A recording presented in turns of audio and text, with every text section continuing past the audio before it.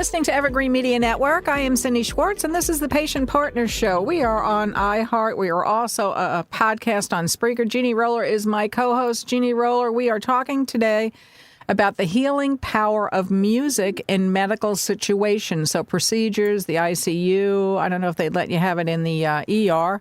Probably not. Definitely in surgeries. We all know about doctors plugging in their favorite music when they want to, when they're doing surgery.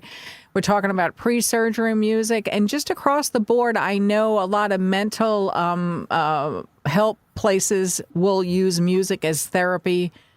Now, a lot of it's, we get off topic going into the pets and animals and stuff like that. But music is really a huge part of people's mood and their mindset and different things like that. So it's a great topic. Let's talk about it, what it does, how patients can get in contact with it. Can they bring their own music and things like that, Jeannie? Well, yeah, that's what they say, that it should be the patient's choice of music. Now, I know, and you just said that a lot of doctors play their own music in the OR, which could be detrimental to the patient because, like for me, I cannot stand to listen to music I do not like. That is one thing I cannot do. If I don't like it, I don't want to hear it. Yeah. So for me, that would be disturbing.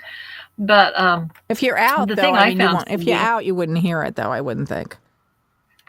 Well, possibly, like if you're on Versed or something like that, you would be hearing it. Yeah.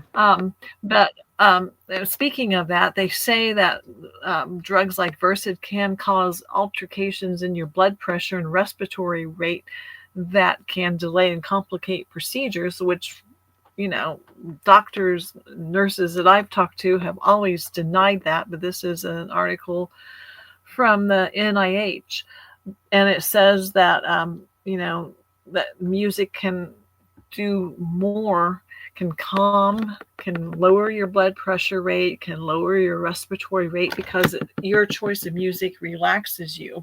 So therefore, they might not have to use drugs that, might have an adverse effect on those. So to me, it's a no-brainer, Right. Yeah. Put on a pair of headphones. The hospital can have the headphones.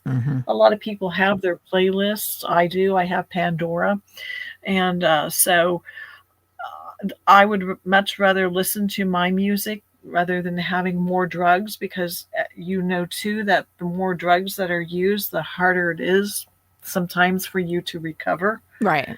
To shake out of them and all of that. Yeah, they always give you an hour or two, it's going to be an hour or two. Yeah, I'm here to tell you okay. That doesn't work. Sometimes it's days. Yeah.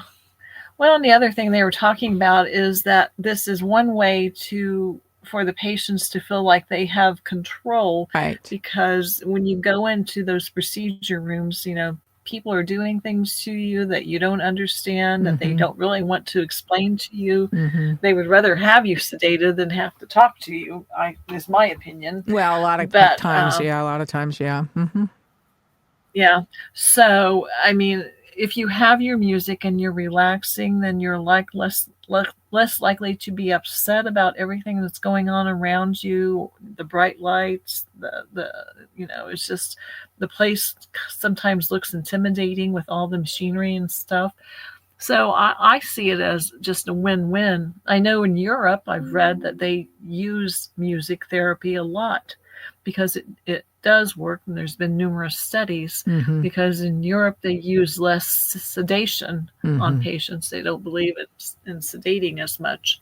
So I don't know why, we lag behind over here, except that we're told that we shouldn't have any pain at all.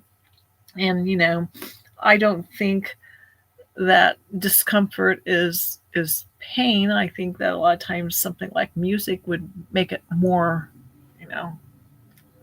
bearable, I would think. Yeah.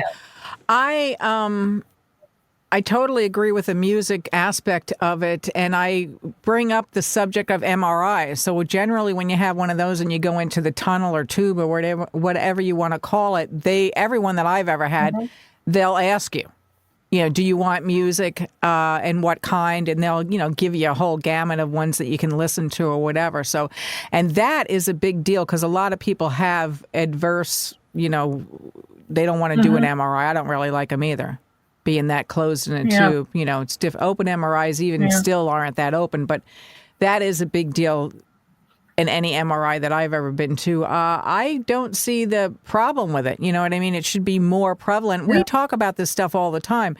I mean, other modalities of healthcare, what's wrong with it?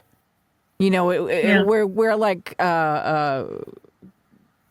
put in this little box or whatever, and these are the only things that work. And a lot of times, traditional medicine doesn't want to discuss it. But how many podcasts have we done, Jeannie, you and I, saying that these other things work?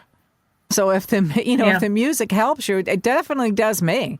I want to listen to it. I'm with you. I can listen to just about any music, but I mean, I have certain favorites and whatever, and some songs, even in the genre of music that I like, I'm like, oh, I can't stand that song kind of thing. But if you come in with your own whole litany of whatever you want to listen to, why not? I mean, the less drugs, the better, as far as I'm concerned, if you can possibly pull that stuff off. The less drugs, too much side effects. Too many side effects with the drugs. Well, another place that they have found success in using music is the ICU. Okay. And, those patients, a lot of those patients, they are aware, but they can't vocalize, their thoughts. So, and ICU can be loud. Of course, most of the time it is scary. Yeah. So I think, music, they've proven that music helps in there. A lot of people who've been in ICU then have PTSD from being in the ICU. Yes. It just makes sense to me. And it would have to be, as I said, it would have to be my choice in music, just not my genre, but my actual musical choices. And I think like a lot of us have those. So I don't really see the issue. All we need is headphones if they need to talk to us like they do in like interventional cardiology. They could talk through the headphones. Right. Yeah. There's ways that they can communicate. They should be smart enough to figure that out. And meanwhile, the patient is, relaxing in their world, because there are certain songs that I play that are my ones that de-stress me. Right. So, I know that. There's a PTSD app. I'm not going to remember the name of it. And that's one of the sections of that app is different kind of music and different kind of, not even necessarily music all the time, but tones. You feel like, I remember one of it being water dripping or rain outside, or like a calming wind kind. They have different sounds, like a calming wind kind of sound, or different things like that. And whatever works for the person works.